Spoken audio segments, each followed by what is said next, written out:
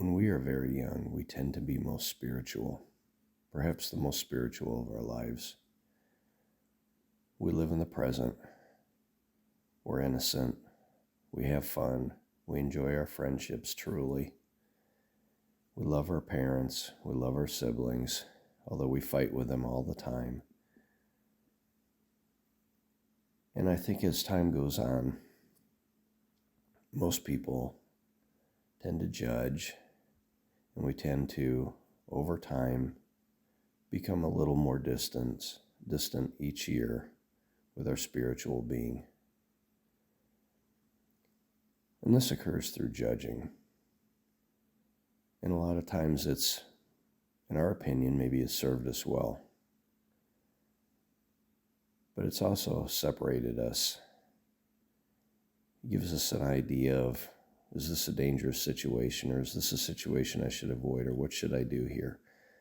Thinking, judging based on, and coming up with strategies based on what you see and you perceive as the situation or the outcome and what caused it.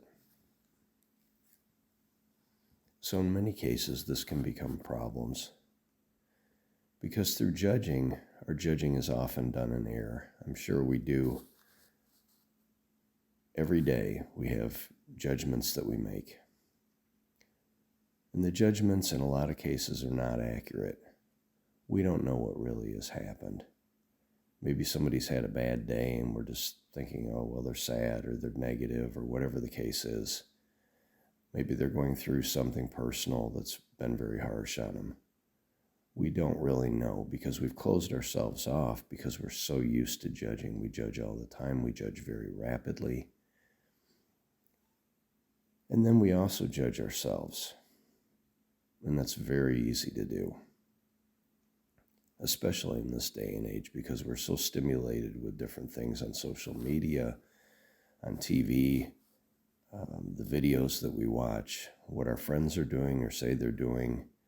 And we judge why they've done it. And in some cases, we compare ourselves. Why haven't I done that as well? Or why can't I do something that good or better? Because I've judged myself to be worthy of that. So then this leads to what I like to call lack, a void in ourselves. And what happens when we have this void is it becomes a point of stress. Why don't I have this or that? Why haven't I taken a vacation like that? Why is my family not as happy as their family is? Because I'm seeing photos of their family. Maybe I've met with one of my friends and we've talked about their vacation or something that they did together and how much fun they had. Why can't I be like that? Why aren't my kids as successful as their kids? Why are so many things going on that I don't have control over? Well, the answer is the spiritual side. You have to get back to the spiritual side, similar to when you were young and innocent. And I'm not saying don't plan, and I'm not saying don't strategize, and I'm not saying don't judge. However, what I am saying is you have to throw away your preconceived notions of what things are and get back to the spiritual side so you can do all that accurately from a spiritual perspective, which is the only accuracy. So when we make judgments, we get lack. When we have lack, then we get anxiety, possibly some depression. Many, many people have this now. And this happens because we're always comparing. We're judging ourselves. We're looking at what other people are doing. Why can't I do that? What's wrong with me? Why haven't I done something that other people have done?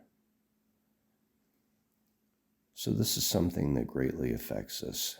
And then we have fear. Well, maybe there's something wrong with me. Maybe I'll lose my job. Maybe I'll lose my marriage or my companion or whatever the case is. You can't live in fear. If you're living now in the present, you will not be living in fear. Because if you think about the present, what is there really right now that is going on that you genuinely have to be fearful of? In a lot of cases, people look at things, situations. I read one article where a lady was very upset at her office because she felt like people were talking about her. When she walked into the room, people would stop talking. Well, the response, which was an accurate one, was maybe it was something, maybe they weren't talking about her at all, or maybe they were talking about something that she couldn't hear about because it was only for those two that were actually talking. This happens all the time. And then the other possibility is maybe they were talking about her indeed, and maybe she needs to examine herself to make some changes. So these are all possibilities that you'd see if you're more on the spiritual side. When you're on the myself side, looking at things strictly from yourself as the most important being, then you see things, well, they're talking about me. It's a self-centered world. It must be really negative what they're saying about me. And it may not be negative at all, even if they are talking about the person.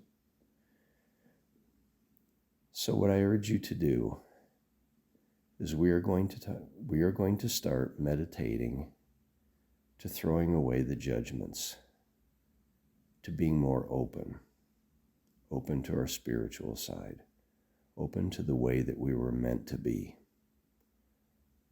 And we can do this by many, many methods that we are going to go through.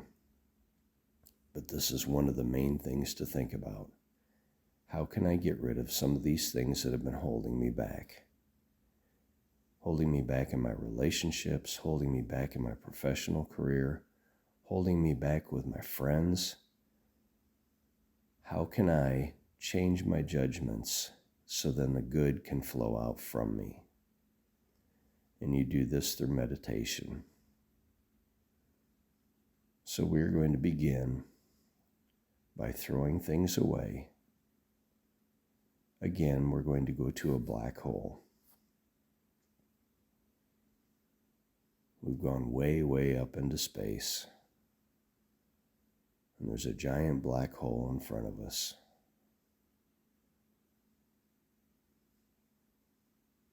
And in it we see the swirling mass as things plunge into the black hole and disappear.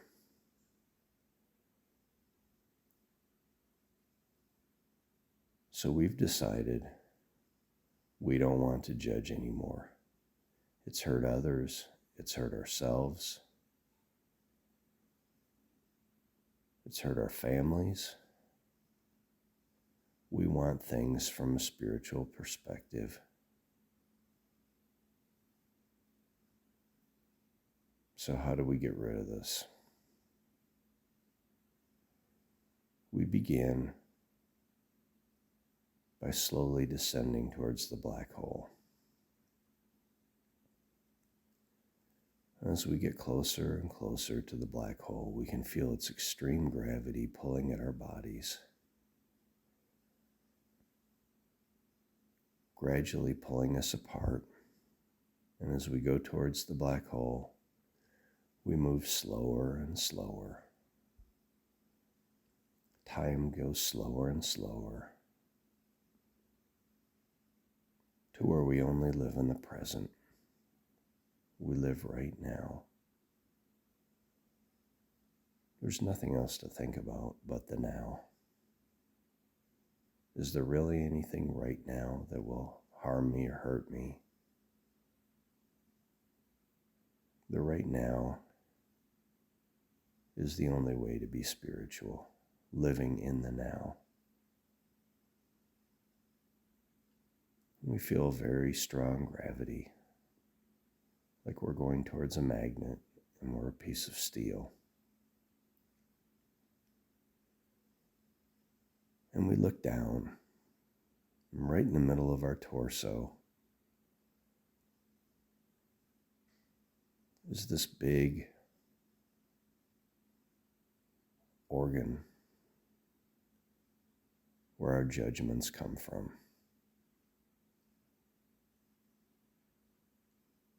And we can see it now.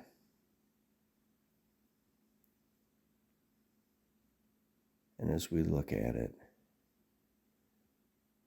it looks darker, maybe more gray, maybe decayed, just nasty. And we can feel the black hole pulling it out of us. And we can see it start to emerge from our torso. As it comes out, it's quite large, bigger than a basketball. And it comes out, but it's still attached to our body.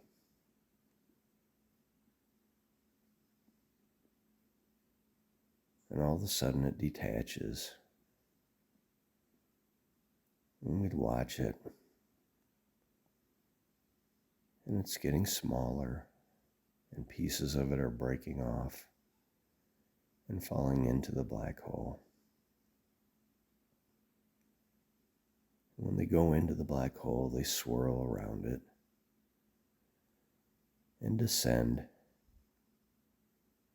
And it pauses for a second when it's way, way down there. And then we see it disappear in a flash.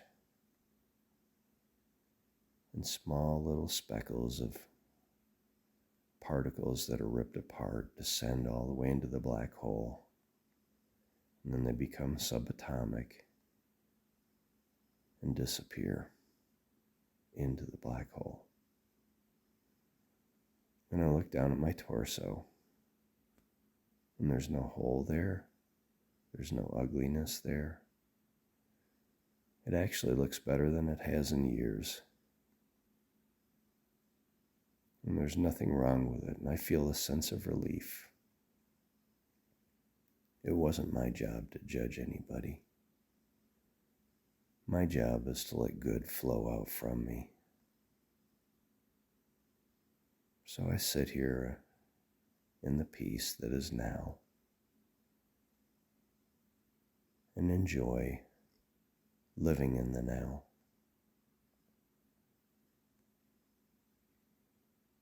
And I watch the black hole, and it fades further away. So I'm rising away from it, and it gets smaller and smaller until I go back to Earth, back to where I am, and decide I am going to live in the present with no judgments, just looking at things from a spiritual side, from a side of oneness. This is as I was meant to be, as I was designed to be.